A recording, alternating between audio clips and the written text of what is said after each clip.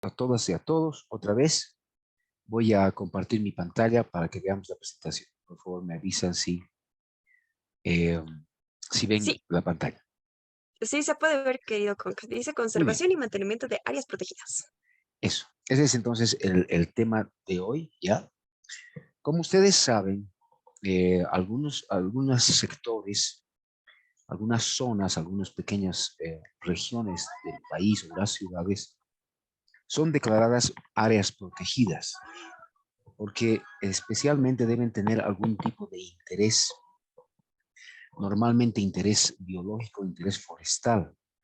Ya nos había adelantado en una sesión anterior de la anterior semana, eh, Montserrat nos había explicado que las áreas protegidas, los bosques, las áreas verdes, cumplen funciones y cumplen servicios. Y es en esta medida en que son reconocidas como que nos brindan servicios y funciones, es que el ser humano, los ciudadanos, las comunidades urbanas o de algún tipo, rurales o comunidades nacionales, departamentales o urbanas o de alguna ciudad, deciden que quieren proteger algún área y las declaran de alguna manera legal o oficial como una área protegida a cargo de algún nivel de, de gobierno de la zona o del país. Aquí vamos a ver una definición de lo que es un área protegida que está emanada por la Unión Internacional de Conservación de la Naturaleza, IUCN, y dice que es un espacio geográfico claramente definido, reconocido, dedicado y gestionado mediante medios legales u otros tipos de medios eficaces para conseguir la conservación a largo plazo de la naturaleza y de sus servicios ambientales y los valores culturales asociados. O sea que estamos hablando inicialmente que está definido, reconocido, dedicado y gestionado mediante medios legales. Esto es muy importante resaltar, los medios legales que establecen a cualquier zona o a cualquier área como de interés ambiental o interés ecológico o de servicios, que brinda servicios y cumple funciones en los ecosistemas regionales. Y ya pronto, esa misma semana, vamos a tener, y la siguiente también, una revisión de lo que es la legislación que nos va a permitir reconocer áreas protegidas o si hay iniciativas ciudadanas que ustedes tal vez puedan participar, que necesitan y pretenden declarar un área de su región como protegida. ¿Cuál es el andamiaje legal, el andamiaje de leyes que nos va a permitir, uno, proteger las áreas que ya están declaradas como áreas protegidas y dos, poder lograr que alguna área de interés pueda ser declarada como área protegida? Y como les había dicho hace poco, esto va a tener que ser realizado por diferentes niveles del gobierno. Esto es, tenemos gobiernos municipales. Los municipios, cada municipio tiene un gobierno municipal, una alcaldía. Entonces, ese es un gobierno de nivel, digamos, básico de tipo regional, porque solamente abarca lo que es el municipio. Ya cuando los municipios se juntan en provincias y esas provincias conforman un departamento, tenemos un nivel de gobierno departamental, que en este caso, en el caso de Bolivia, son las gobernaciones, y ese es otro nivel. Ahí tenemos el gobernador como la autoridad principal, mientras que la autoridad principal en el nivel municipal era el alcalde del municipio. En ambos casos habrán secretarías o instancias que se van a encargar del medio ambiente o del cuidado de la madre tierra o algún tipo de nivel gubernamental relacionado a la protección del medio ambiente, y corresponde a esos niveles declarar a quienes se debe gestionar para declarar un área como área protegida. Ya dentro del nivel nacional tenemos el gobierno central, o el gobierno nacional. Este gobierno debería encargarse de las áreas protegidas de mayor nivel, de mayor envergadura, como los parques nacionales, como las áreas de manejo integrado, y están a cargo, por supuesto, de los ministerios de la rama, ¿no? Del Ministerio de Medio Ambiente y Tierras y también tienen tuición en los ministerios de agua, otros tipos de ministerios que están relacionados también a la administración pública. Como les digo, yo estoy dándoles un leve pantallazo general. Ya tenemos invitada también a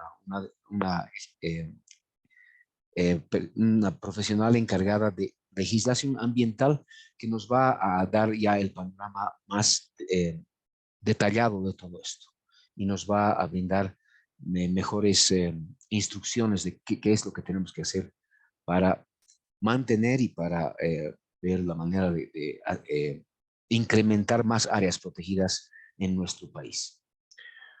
Así que volviendo otra vez a esta presentación, decimos que existe un tipo de normativa legal que le otorga la condición de área protegida y va a existir, por supuesto, una instancia pública que se encarga del cumplimiento de esa norma y de conservar ese espacio, que va a ser justamente la instancia gubernamental que ha declarado la zona como área protegida. En el caso de las áreas protegidas, por ejemplo, de la ciudad de La Paz, es el municipio que se encarga de declararlas y de hacer cumplir la norma y conservar ese espacio. Aunque eso está ustedes saben bien que eso está muy claramente establecido en el concepto, ¿no? En la teoría. Y lamentablemente en la práctica realmente no hay mucho cumplimiento de las normas y no se preocupan demasiado de conservar el espacio. Ya vamos a ir entendiendo poco a poco por qué. Eh, es en realidad son problemas administrativos de la función pública que justamente limitan todo esto. En el caso de la ciudad de La Paz, están declaradas 27 áreas protegidas municipales en el papel. En la práctica, hoy por hoy, existen solamente 24 que están siendo administradas y preservadas, y cada vez son menos. Y dentro de esas mismas, estas cantidades un poco oscilantes, hay depredación constante y constante avasallamiento de las áreas, así que están en franca reducción. Y por eso es importante la presencia de voluntarios que vayan a las áreas protegidas, porque mientras más presencia física haya de gente que se está dedicando a cuidar y a vigilar, menos posibilidad de avasallamientos y ocupaciones ilegales y de destrucción de esas áreas va a haber. En las áreas, los parques nacionales y las áreas protegidas grandes como las áreas integrales de manejo, que debieran estar siendo protegidas por el CERNAP, que es el Servicio Nacional de Áreas Protegidas. Lamentablemente, tanto el CERNAP como la AJAM, que es una administradora de adjudicaciones mineras, están como si estuvieran en franca enemistad y en franco descuido de nuestras áreas protegidas, tanto que hace poco hubo una norma especial que los mineros demandaban, las cooperativas mineras demandaban, para que se les permita entrar a áreas protegidas a hacer exploración minera. Y hubieron también muchos colectivos ambientalistas que se manifestaron en contra de esa normativa antiecológica. Hace poco también hubo en la ciudad de La Paz una normativa que permitía que las construcciones podían hacerse sin ningún tipo de restricciones, también en áreas protegidas o sin respetar los aires, que son los espacios que tienen que haber entre una y otra construcción, ni los aires de ríos que tienen que haber también en las veras de los ríos, ni en la altura que puedan tener esos edificios, que como sabemos, en lugares tan fríos como los nuestros de La Paz, El Alto, Oruro y Potosí, edificios muy altos acaban enfriando la ciudad por toda la sombra que genera. Entonces, como ustedes ven, la situación legal puede estar muy bien definida y pueden haber determinado que las áreas tienen que ser protegidas, pero en la vida real y en la práctica estas áreas están siendo todo menos protegidas. Así que casi es como que llevaran el nombre de manera errónea o de manera muy romántica e idealista. áreas protegidas. ¿De quién se protegen las áreas? ¿Por qué tenemos que protegerlas? Porque se protegen justamente de las personas. Lamentablemente, los humanos tienen que declarar que una área es protegida porque los propios humanos se determinan también a destruirlas y a avasallarlas, a talar los árboles y a instalar ciudades y ciudades y ciudades. Y esto pasa porque hay un fenómeno que todos sabemos muy bien, pero que todos también preferimos callar o mirar a un lado o un poco delegar la discusión para no sé qué futuro cercano o lejano, que es justamente el crecimiento de la población. Las poblaciones humanas crecen sin ningún freno. Nos estamos reproduciendo cada vez más y las tasas de reproducción son muy altas. Entonces, ante eso tenemos que saber y tenemos que sentarnos a pensar y hacerlo de manera conjunta hacia dónde y cuánto más queremos crecer. Las propiedades verticales como los edificios sí permiten que haya muchas familias que están ocupando un mismo espacio en el plano, porque se multiplican los planos en cada piso que existe en ese edificio, pero también nos generamos sobrepoblación, sombra, problemas de sanidad y todo lo demás. Y por eso son importantes las áreas protegidas, porque todas esas personas tienen que salir a hacer solaz, descanso y esparcimiento de vivir esa vida de tan encerrados en cubículos urbanos que necesitamos también aire puro, sol, naturaleza y hasta que nos piquen los bichos o pisar barro o poder hurgar la tierra. Necesitamos eso como parte de los derechos que tenemos los seres humanos que vivimos hacinados en grandes ciudades. No quiero ser muy pesimista en mi charla, así que vamos a ir hablando todavía de las cosas bonitas y ideales y después vamos a ver cómo hacemos para que podamos defenderlas y mantenerlas. Ahora vamos a revisar un poco los conceptos, porque siempre es importante que nos expresemos de manera correcta y definamos las cosas también de manera muy aproximada a como tiene que ser, para que no se generen confusiones y no caigamos en el problema, en el peligro de que estemos diciendo algo absurdo.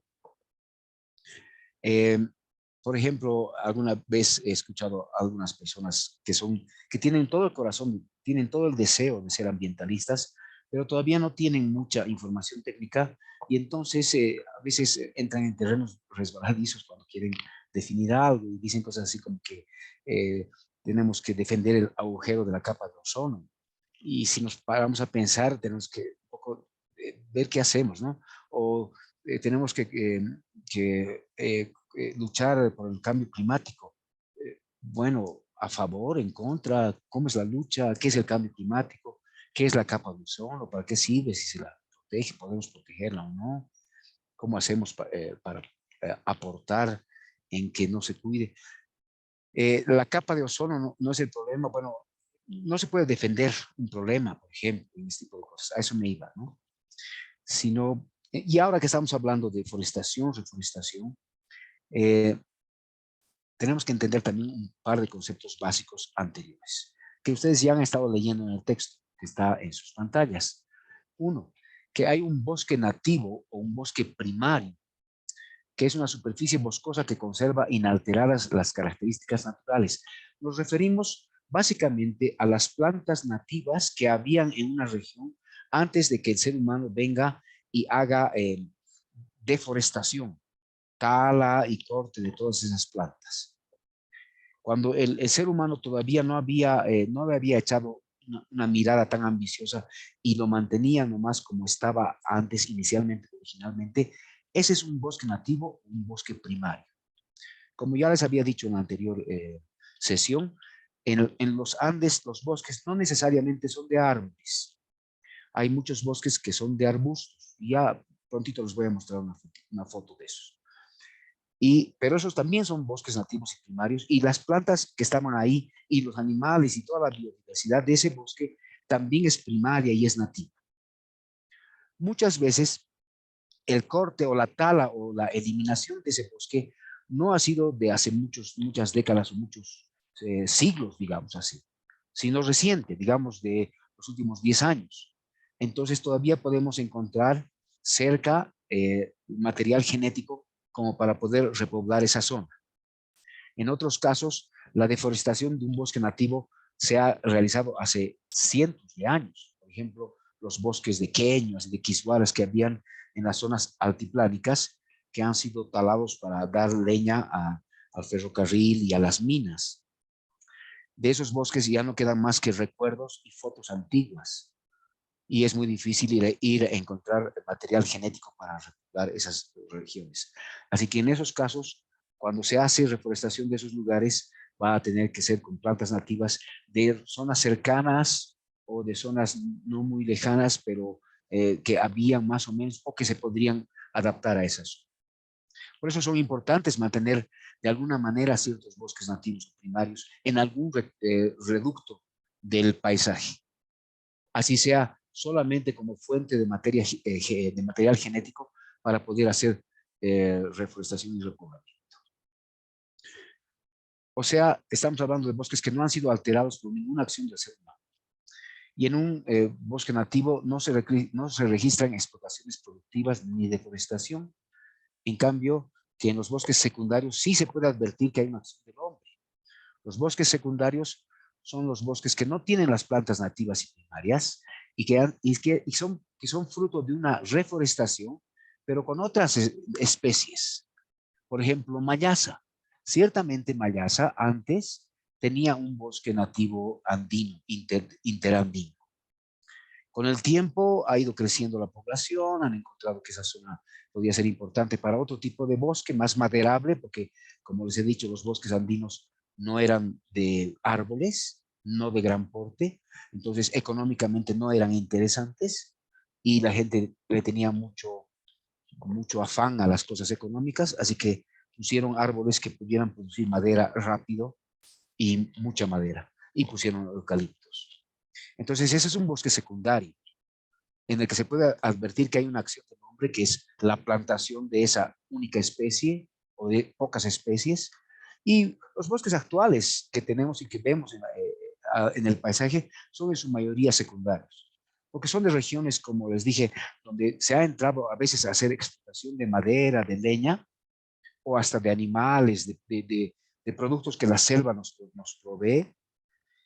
Y después han visto que esa zona como era urbana ha tenido que ser reforestada de alguna manera y han traído otras especies que tenían otro valor económico interesante para el ser humano, ya sea maderable, frutal, ornamental, algún tipo de interés que el ser humano puede necesitar o pedir o demandar.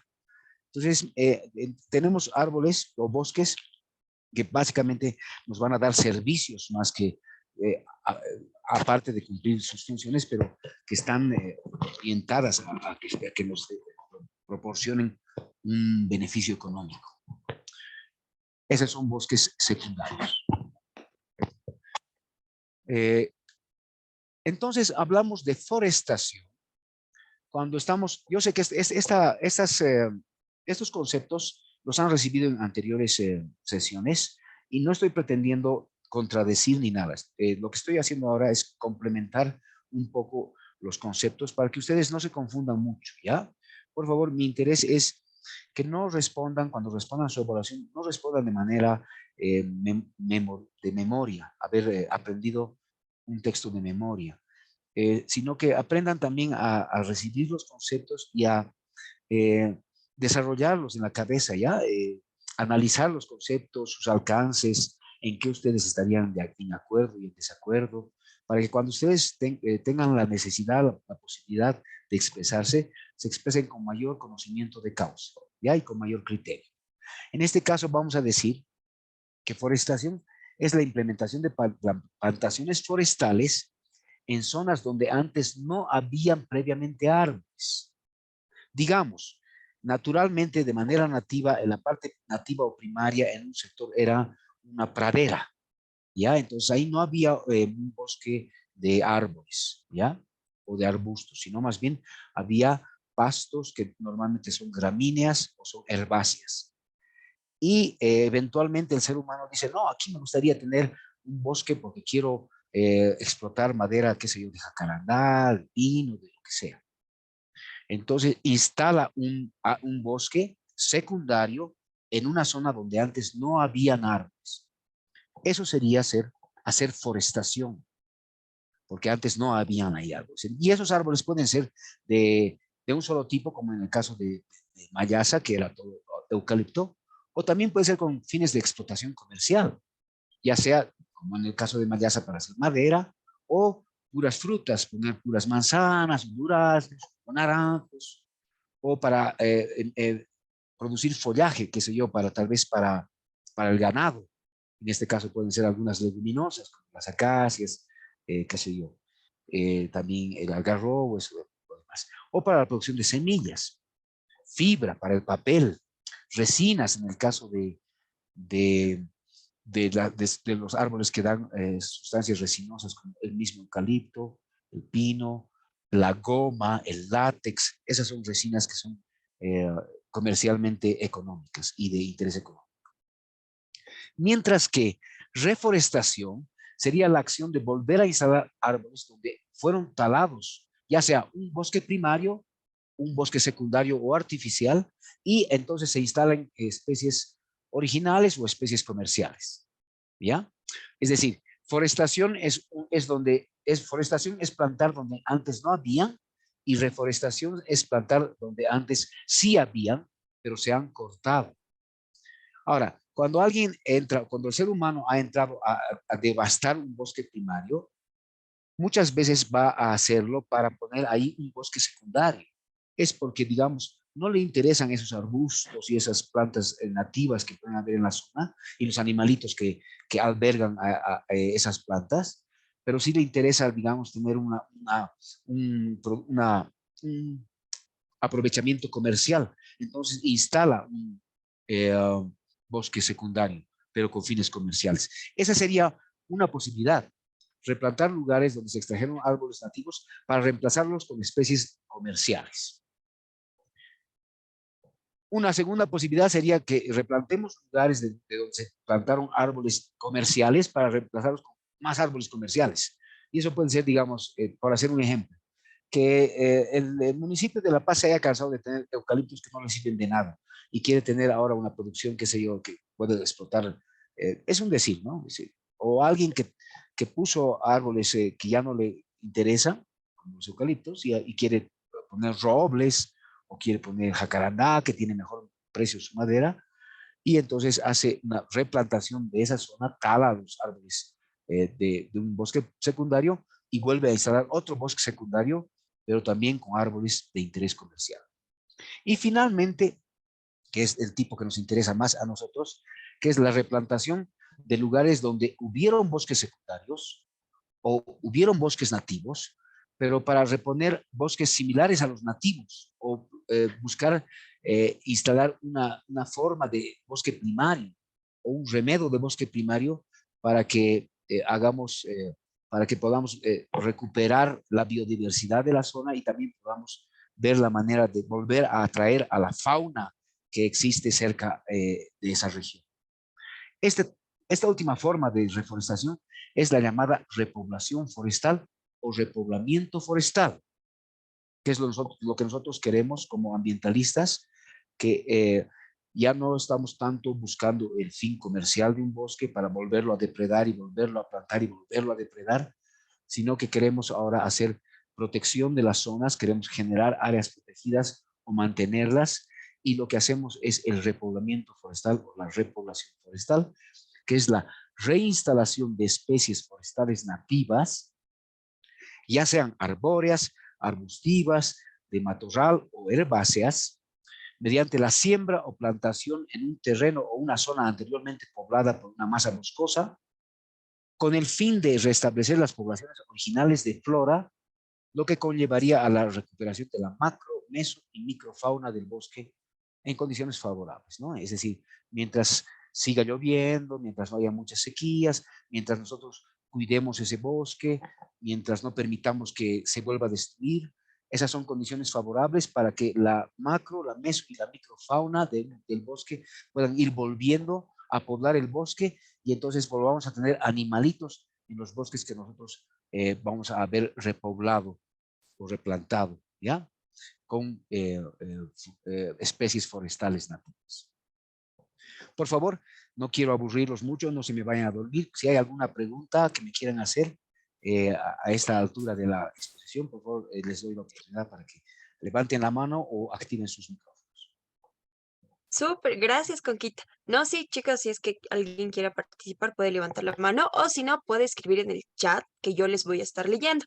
Y de hecho hay una persona que sí nos ha escrito en el chat, que es Luis Maga. Nos dice cómo hacer que las áreas protegidas también puedan contribuir a la economía de la sociedad, comunidad, estado, sin generar perjuicios al ecosistema del área protegida. Esa es una muy bonita pregunta, Luis. Básicamente las tribus, las etnias y todas las poblaciones humanas que viven dentro de un bosque y del bosque y para el bosque, o sea que son etnias silvícolas o grupos humanos silvícolas, ellos han llegado a un nivel de equilibrio con su bosque, porque ciertamente, seguro, con el transcurso de su historia, que es secular, de los siglos de su historia, seguramente en algún momento han hecho mal manejo de su bosque, como nosotros hacemos actualmente. Y eso los ha debido obligar a desplazarse, porque tal vez han acabado eh, eh, erosionando tanto las capacidades de repoblamiento de su propio bosque, que su bosque probablemente ha sido destruido por su propia acción. Entonces, seguramente han reconocido en esos sucesivos errores e intenciones nuevas hasta poder encontrar un acierto, es que al bosque se lo tiene que usar en la medida en que el bosque se pueda recuperar, porque todas las poblaciones biológicas, ya sean simples como una sola población o complejas como, como un grupo biodiverso, como un bosque, tienen lo que se llama la capacidad de resiliencia, que aunque puedan ser depredados en un cierto grado, poco después, gracias a su capacidad de readaptación y crecimiento, pueden volverse a recuperar. Y entonces las poblaciones estas son resilientes. El ser humano ha debido encontrar el momento en que de saber cuándo está siendo muy exagerado su explotación de recursos y cuándo tiene que parar y hacer conservación de sus recursos.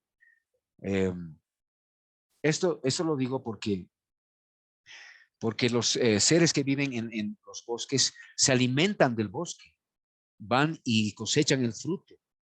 En los ríos pescan sus peces. Algunos de las aves, de los mamíferos y de los reptiles de la zona son cazados por estos habitantes del bosque para alimentarse o para vestirse o para producir, para fabricar algunos utensilios, ya sean carteras, zapatos, lo que sea que necesiten, bolsos. Entonces, ellos han aprendido a utilizar el bosque de manera de poderlo reproducir también. Hacen una explotación moderada, pero van reproduciendo. Y ellos mismos ya tienen la noción de lo que es la veda. Dejan de pescar los peces cuando los peces se están reproduciendo. Dejan de explotar frutos y madera en algunos sectores del bosque cuando ya el bosque está muy depredado en ese sector y dejan de explotar ese sector y pasan a otro sector. Así que no hacen la explotación de todo el bosque a la vez, sino hacen explotación sectorial para permitirle a los sectores que están sobreexplotados el recuperarse y el volver a ser productivos. Si los seres urbanos pudiéramos llegar a entender ese paradigma de convivencia con el bosque, si pudiéramos nosotros establecer normas y planes de manejo forestal que nos permita tener frutas en el bosque, plantas maderables, qué sé yo, algunos criaderos de algunas, qué sé yo, aves interesantes como las codornices, por decir, o en vez de solamente cazar las vizcachas, ¿qué tal un criadero de vizcachas? De modo que la sobrepoblación de vizcachas ahí pueda entonces permitir que podamos comer vizcachas, como han hecho con los caimanes en el Beni, que han generado criaderos de caimanes y entonces ya nos los están depredando en los bosques. Eso nos falta, es conciencia. Solamente con la conciencia de que Si somos depredadores, vamos a destruirlo, pero si somos moderados e inteligentes y hacemos manejo integrado, lo vamos a poder conservar. Así que muchas gracias, Luigi, por tu pregunta. ¿Alguien más, por favor, que quisiera hacer un comentario? A alguien que vive en Beni o que vive en otras zonas donde saben que los bosques están siendo aprovechados de manera consciente. Vamos, chicos, anímense. Estamos más de 50 personas sin sala. De momento solo Luis nos escribe, pero si alguien más se anima, por favor, puede levantar la manito, activar su micrófono o escribirnos en el chat. Sí, exacto, jóvenes. Hagamos de estas sesiones también momentos de aprendizaje colectivo. He visto con agradable sorpresa que en la anterior sesión hemos tenido bastante participación y ustedes están perdiendo un poco la timidez y eso me alegra mucho. Por favor, no sean tímidos y sigamos adelante. Vamos. Súper. Luisa Angélica, bueno, nos vuelve a escribir y nos dice, ¿cuáles son las variables que se toma en cuenta para el desarrollo del plan territorial de desarrollos integral en las áreas protegidas? Wow, eso es una linda pregunta. Básicamente está eso respondido en qué es un plan de manejo forestal, un plan integrado de manejo forestal, que es un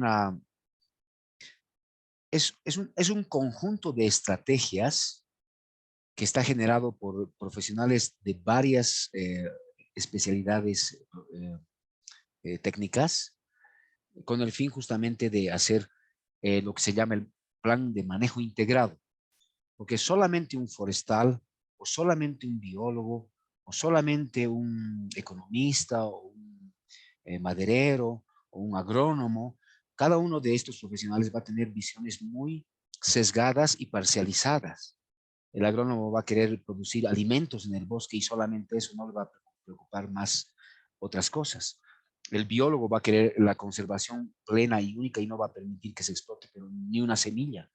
El forestal va a pensar más en productos maderables, qué sé yo. El economista va a ver de dónde está el aprovechamiento económico solamente, casi, sin preocuparse de preservar sus recursos de producción.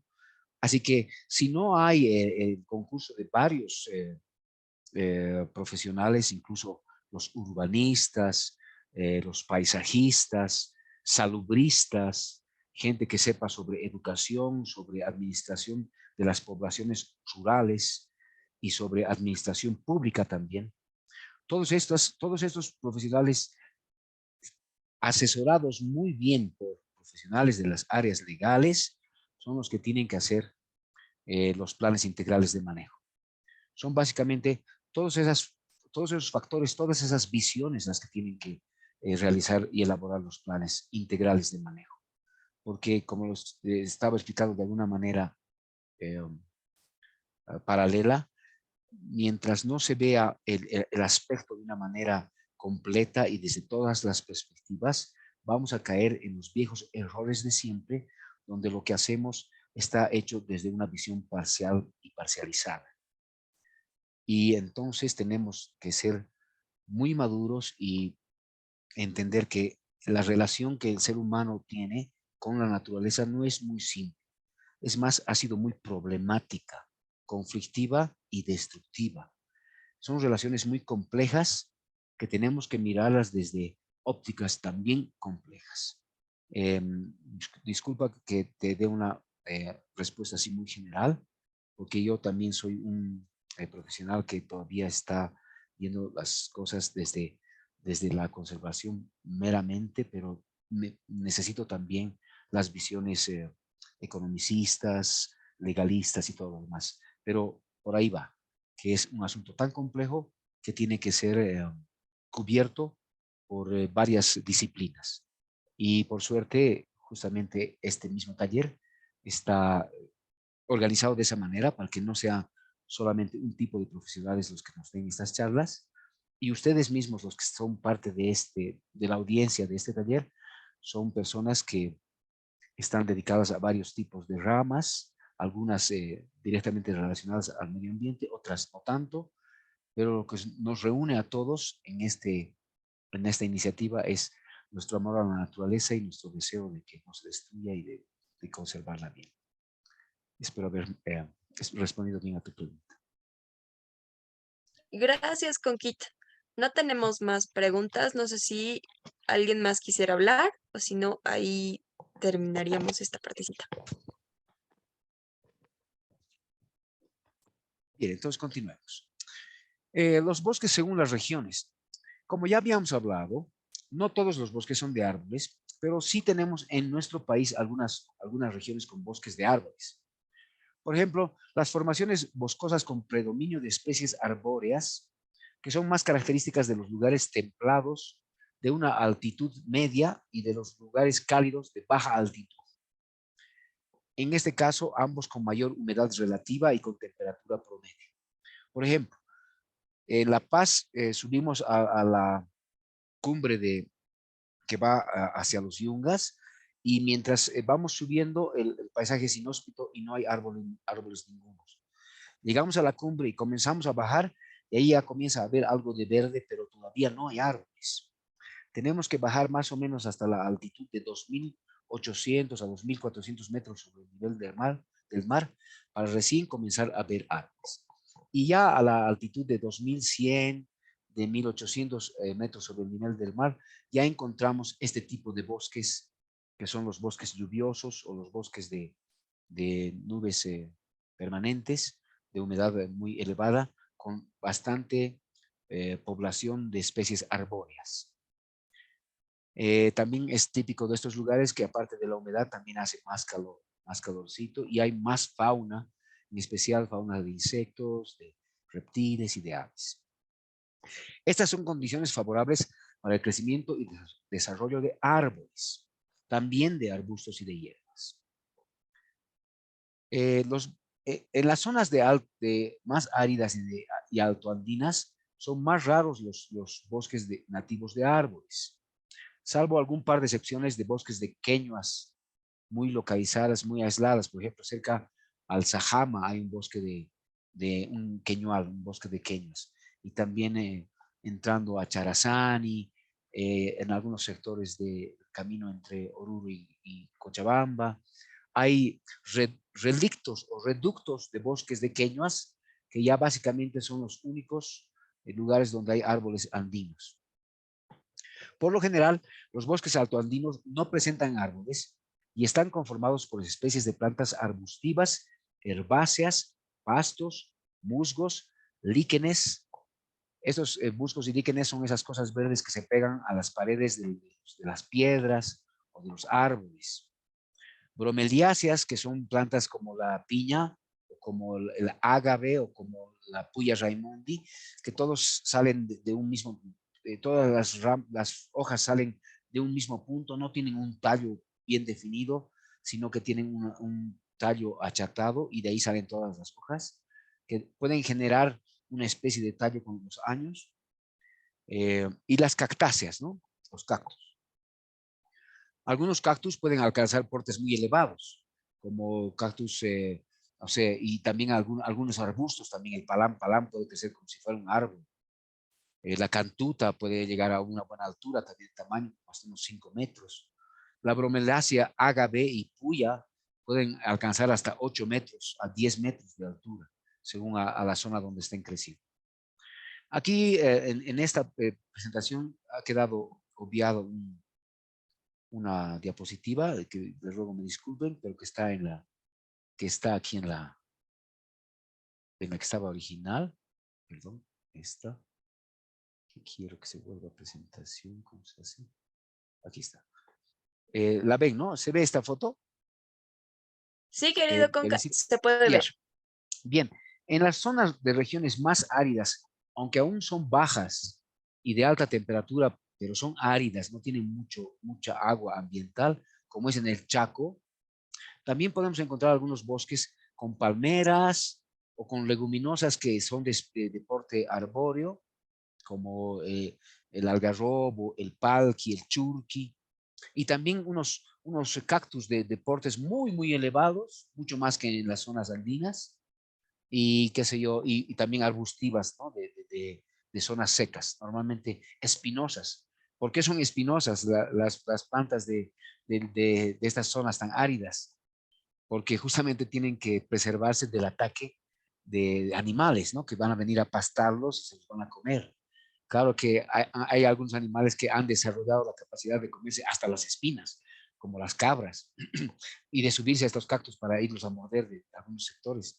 Pero ya son estrategias de supervivencia, pero en general los bosques, si las poblaciones de esas cabras no son muy elevadas, los bosques van a poderse preservar y reproducir y se mantienen así. Y estos son el tipo de bosques que tenemos eh, en, um, en las zonas bajas de alta temperatura como el Chaco. Perdón, volviendo a mi presentación. Aquí estamos. Ok. ¿Dónde estamos? ¿Dónde estamos? Perdón. Sí, básicamente esos son los tipos de bosque que tenemos en nuestro país. Bosques altoandinos con pocos árboles o casi ninguno. Bosques de áreas tropicales muy poblados con muchos árboles y bosques de zonas de Chaco áridas eh, que son de también algunos árboles, pero de zonas más, de plantas, de especies más rústicas, más capaces de sobrevivir a ese clima tan inhóspito. Si hay alguna pregunta o hay alguna observación, algún aporte que algún asistente de alguna de las otras regiones del país quisiera aportar a esta discusión, por favor, adelante. Chicos, anímense. Están hoy día muy, muy tímidos. Sí. Bueno, vamos. Entonces sigamos. Ahora sí, a lo que nos preguntaba la compañera, ¿qué es un plan de manejo forestal sustentable o integrado o aquello que decíamos, de lo que hablábamos y de lo que importa esta sesión, ¿no? Para comenzar, eh, lamentablemente, como no es una cosa muy sencilla de hacer, no es algo que nosotros vamos a aprender a hacer en este taller. No se puede aprender en un taller a hacer un plan de manejo forestal. Es algo que se aprende con bastantes semestres de educación de alguna de las disciplinas que se encarga de elaborar los planes de manejo, porque hay que aprender también muchos de los factores de cuestiones fisiográficas, botánicas, zoológicas, de todo tipo, biológicas, ecologistas, que tienen que ser necesarias para poder elaborar buenos planes y bien elaborados y completos.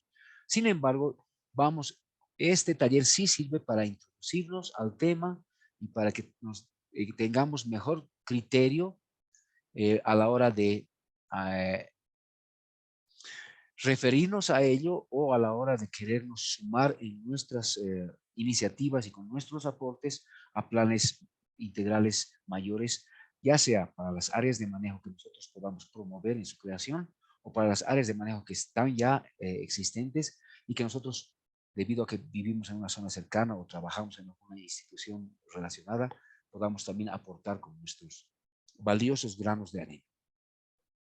Un plan de manejo forestal o de preservación tiene como objetivo fundamental el resguardar la diversidad biológica, asegurando la mantención de las condiciones que hacen posible la evaluación y el desarrollo de las especies y ecosistemas contenidos en el área de objeto de su acción. Esta definición parece un poco compleja y que se están utilizando un lenguaje muy especializado, muy técnico. Vamos a pasar a entenderlo poco a poco. Revisemos otra vez un poco un esquema que tengo aquí, que es una parte de, de concepto de lo que es el manejo forestal. Ya en el año 2008, en el Ministerio de Bosques y, digamos así, y Campo que tiene el Canadá, ellos entienden que el manejo forestal es una rama de la forestería encargada de aspectos generales administrativos. Fíjense cómo ellos abordan para entrar al tema.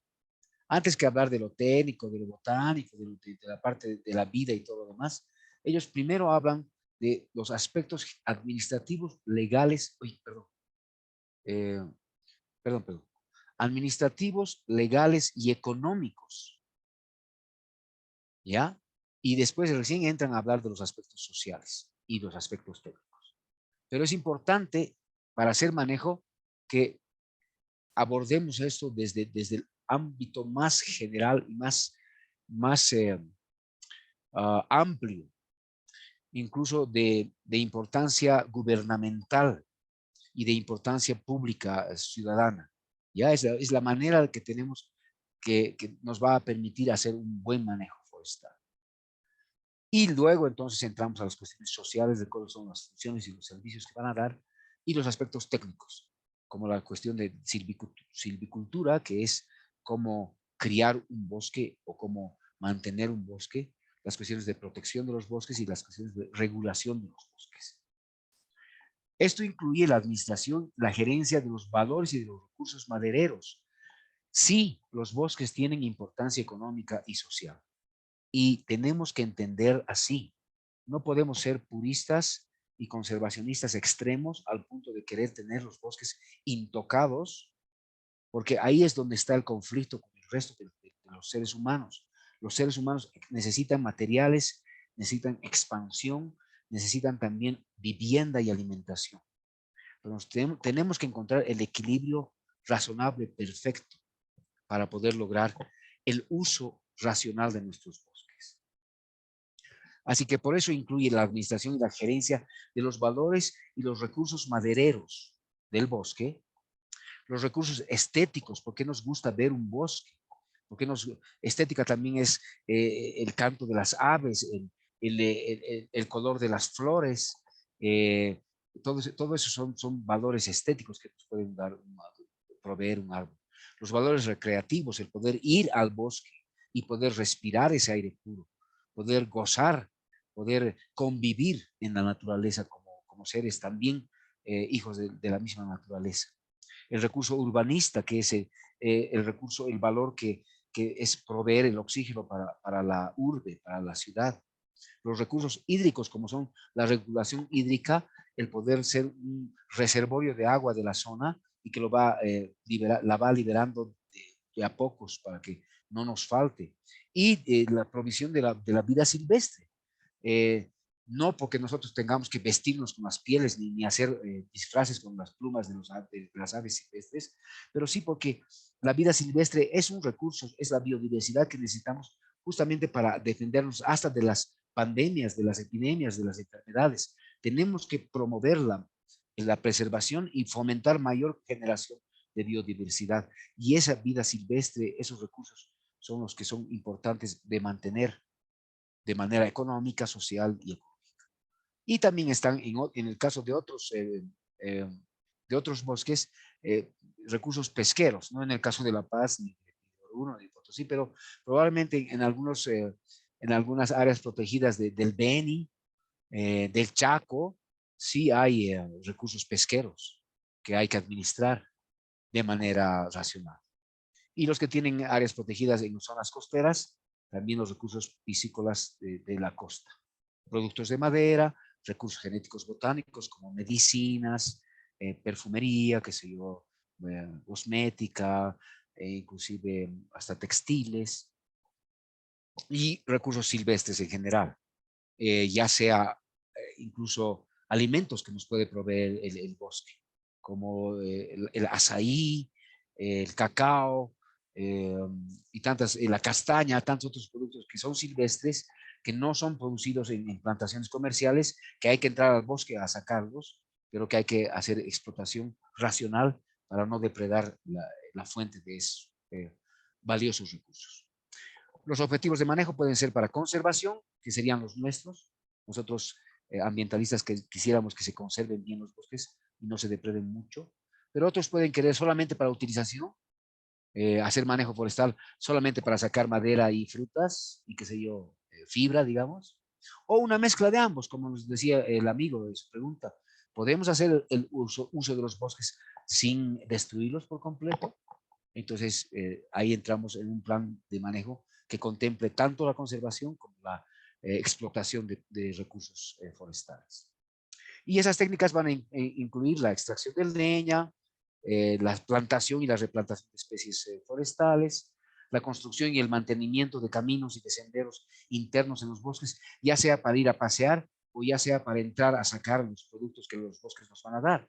Necesitamos caminos y senderos para retirar la leña, las frutas, lo que fuera, si es que tenemos un bosque solamente de utilización económica, ¿no? Pero en ambos casos, la construcción y el mantenimiento de esos senderos y caminos internos es parte de un plan de manejo forestal. Y, por supuesto, la prevención de incendios, porque si estamos instalando o administrando o protegiendo un bosque, no vamos a querer perderlo. Peor si queremos hacerle la utilización económica y la explotación eh, de sus recursos. Menos vamos a querer que nos lo quemen lo que sería nuestra fuente de recursos. Y como nosotros somos ambientalistas y conservacionistas, nosotros vamos a buscar la prevención de incendios para que no se eliminen todos los recursos genéticos, tanto botánicos como los recursos zoológicos, ¿no? De fauna, que constituyen la biodiversidad de nuestros bosques. Así que, he dicho esto, vuelvo aquí a la presentación que teníamos, perdón, que nos da esto. Así que, volviendo entonces, el plan de manejo forestal tiene como objetivo fundamental resguardar la diversidad biológica, ¿correcto? Queremos mantener nuestra biodiversidad, asegurando la mantención de las condiciones que hacen posible la evolución. ¿Qué condiciones hacen posible la evolución y el desarrollo de esta biodiversidad?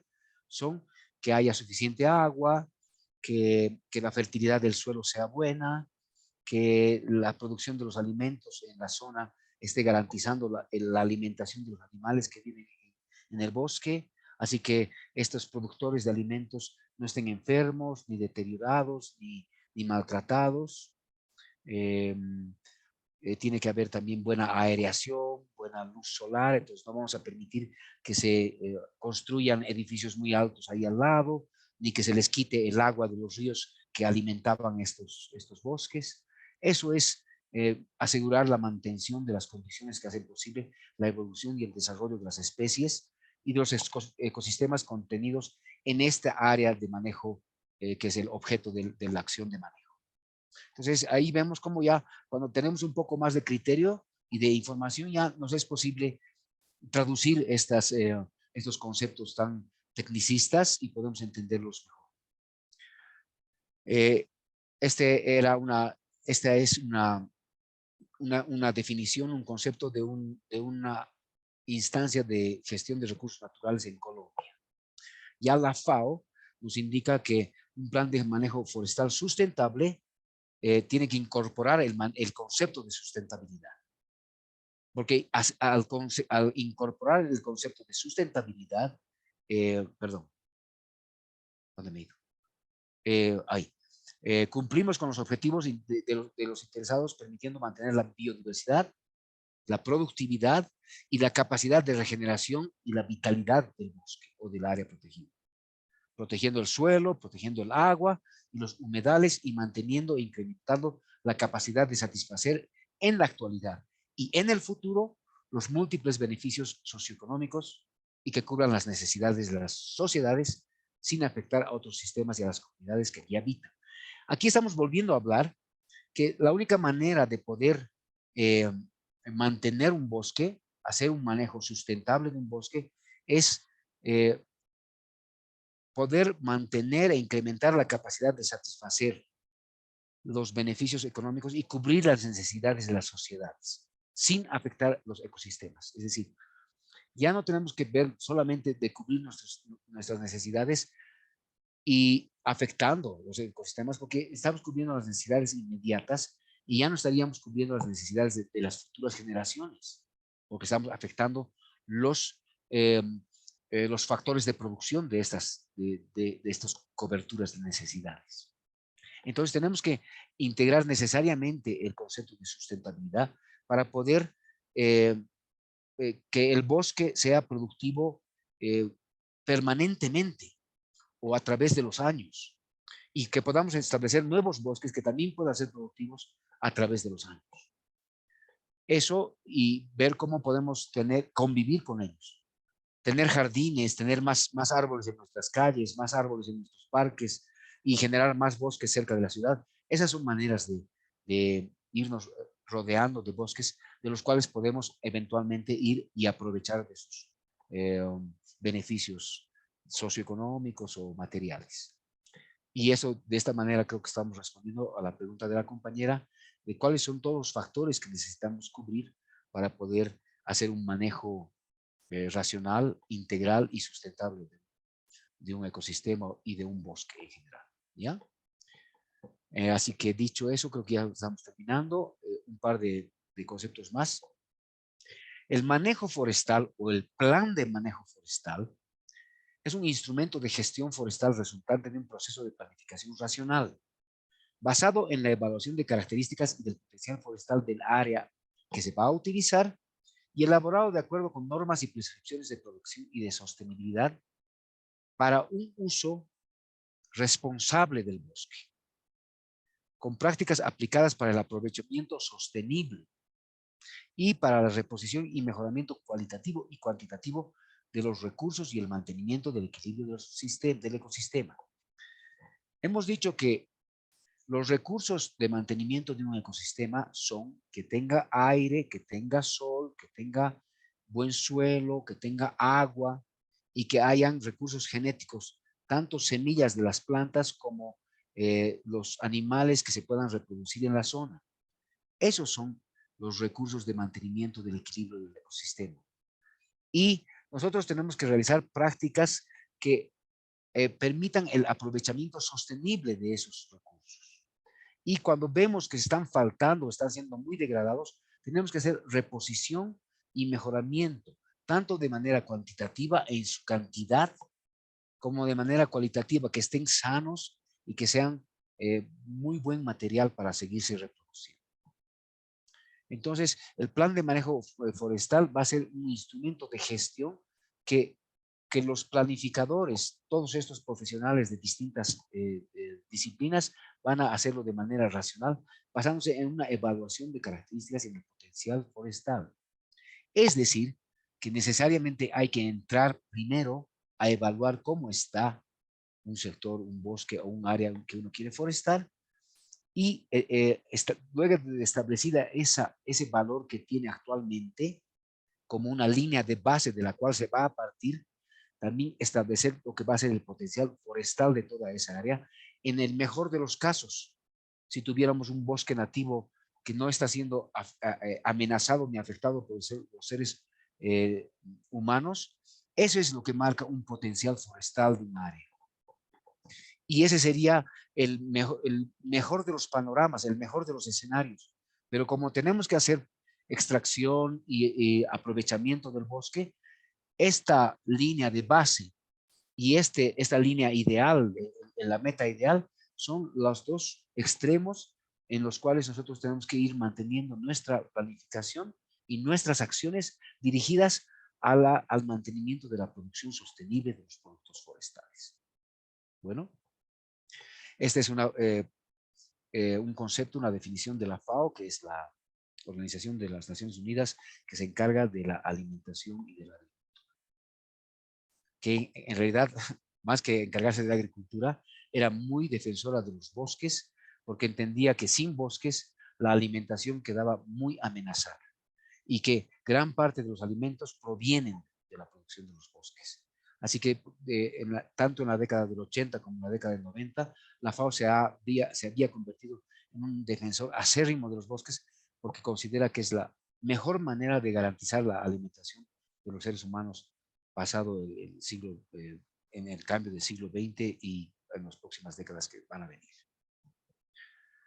Entonces también llegamos a un concepto de lo que es la protección forestal. Ya sea que estemos haciendo manejo racional o no, o que estemos solamente haciendo conservación pura y queremos que el bosque se mantenga tal como está y que no entre el ser humano para nada, a no ser algunos guardabosques para asegurarse que ahí no están entrando avasalladores, ni están deforestando, ni están quemando, y que los animales no están en desequilibrio o que en alguna zona no hayan partes del bosque que estén muy enfermas. Perdón, no sé qué ha pasado. Eh, perdón. Partes que estén muy degradadas en el bosque.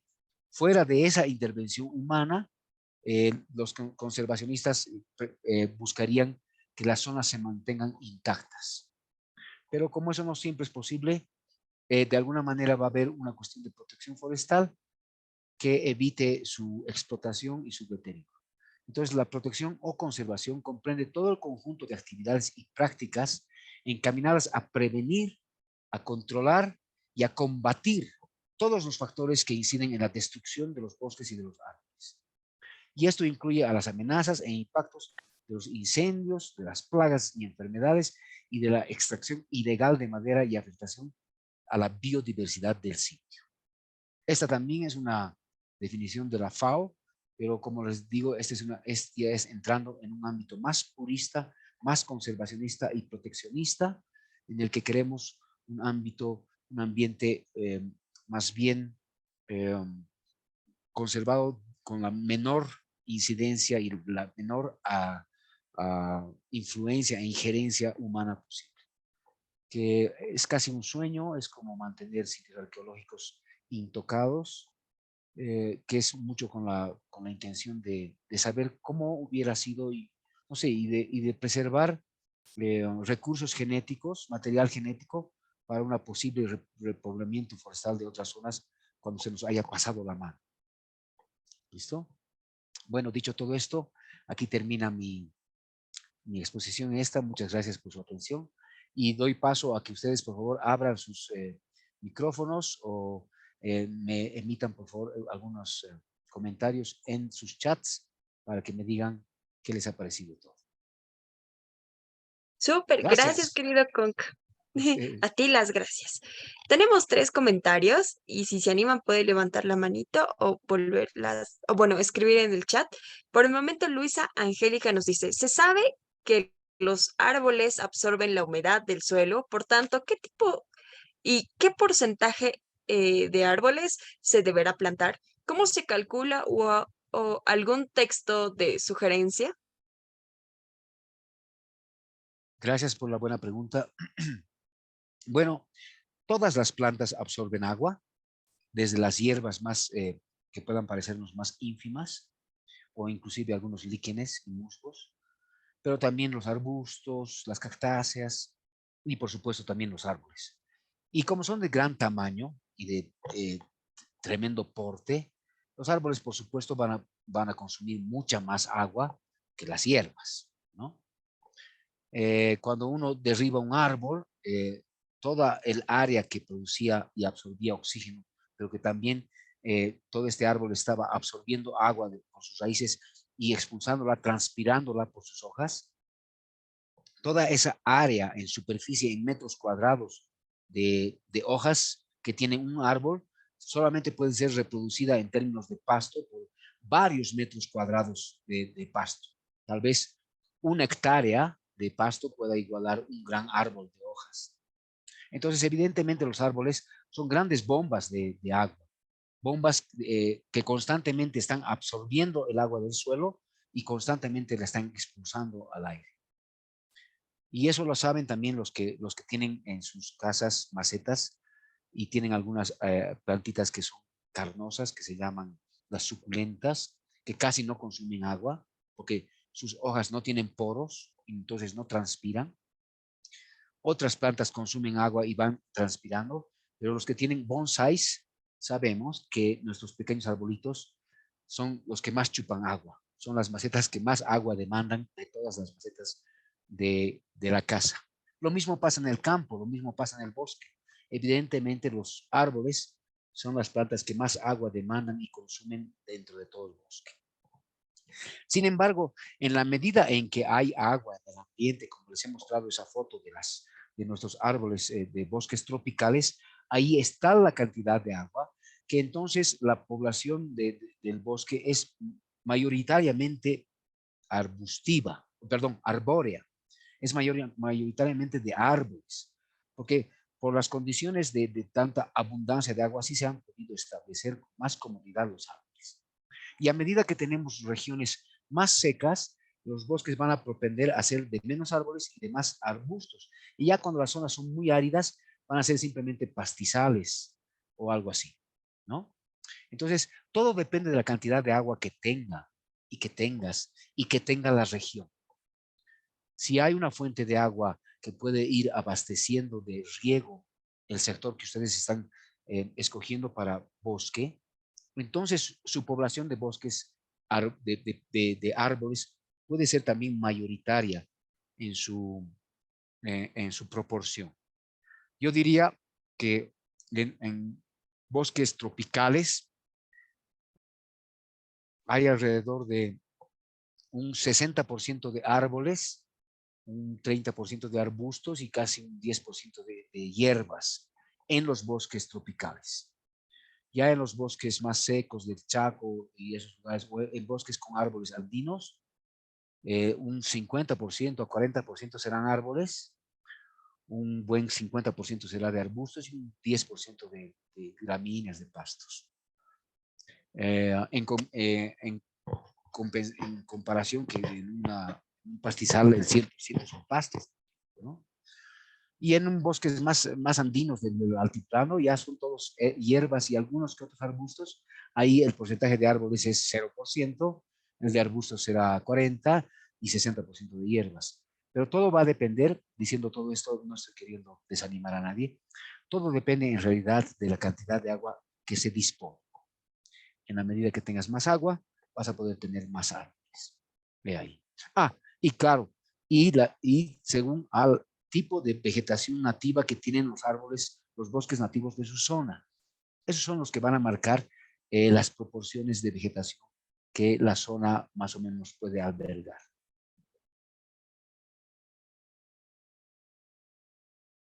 Súper, gracias, querido Conca. Tenemos otras preguntas. De hecho, Gabriela Vitre nos dice, buenas noches, ¿un plan de manejo forestal cuánto tiempo dura? Buenas noches, Gabriela. Muy buena tu pregunta. Eh, para hacer una planificación, para elaborar un plan, esto puede tomar entre algunos meses hasta un par de años. Porque como ya habíamos dicho, estas zonas no son zonas muy simples y la relación del ser humano con su naturaleza también es bastante compleja. Peor aún, cuando quienes tienen que elaborar estos planes son instancias gubernamentales y entonces están también supeditadas, expuestas, condicionadas por todas las cuestiones políticas de las que dependen. Elecciones, reasignaciones, contrataciones, todas estas complicaciones hacen que los planes de manejo sean muy demorados en su elaboración. También, por ejemplo, si una universidad está involucrada en un diseño de un plan forestal, también ha de depender de cuántos estudiantes están involucrados, cuántos profesores, algunos profesionales externos, cuándo comienza el semestre, cuándo termina, las vacaciones, si hay paros o huelgas. Entonces, los planes forestales, como tienen que ser realizados por equipos multidisciplinarios y transdisciplinarios, van a tener también esas pequeñas limitaciones de tiempo que sus cuestiones burocráticas les permiten. Y también ustedes saben que es difícil juntar muchas personas y también es difícil hacer que esas muchas personas se pongan de acuerdo, porque uno podrá tener una visión muy política, el otro muy economicista, el otro muy conservacionista, y hacer que se pongan de acuerdo también va a tomar un tiempo. Así que la elaboración de los planes de manejo integrado de un bosque puede tomar entre algunas semanas, si es que hay muy buena voluntad y si es que hay muy buen conocimiento de la zona y del bosque, hasta algunos años, un par de años o varios meses, si es que hay que comenzar todo casi desde cero. Porque un buen plan de manejo forestal tendrá que tener los siguientes elementos. Uno, haber entrado en la zona a hacer una prospección amplia y general y detallada de todo lo que hay en ese bosque, hasta el último líquen y todas las especies de animales y vegetales que encontramos en el bosque. O sea que hay que hacer un amplio inventario forestal, ya sea botánico y también zootécnico, zoológico. O sea, un amplio inventario forestal biológico de todas las especies.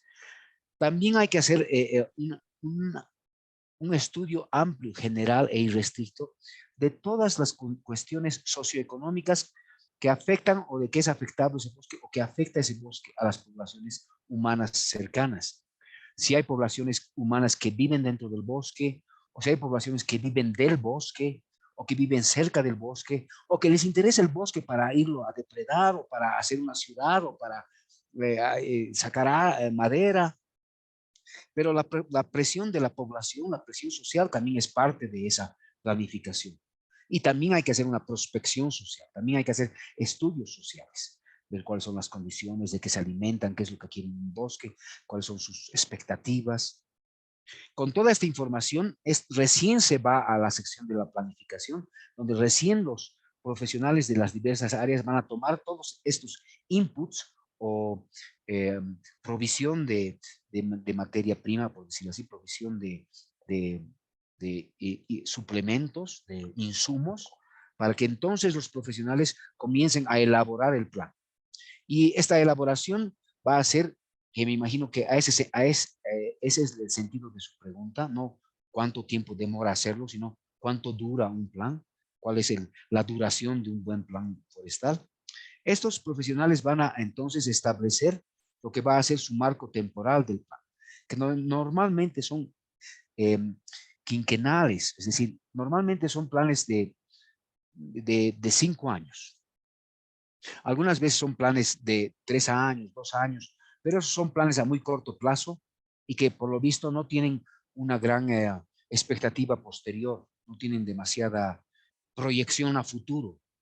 Un buen plan forestal va a cubrir por lo menos unos buenos 5 años de actividades, siendo que las primeras también son el reforzamiento de esos estudios de base, y los segundos años van a ser para repoblamientos forestales, recuperación de las partes degradadas, y los años finales, los últimos 2 años, van a ser para asegurarse de cómo se pueden ir preservando las condiciones que se han recuperado en ese plan de manejo.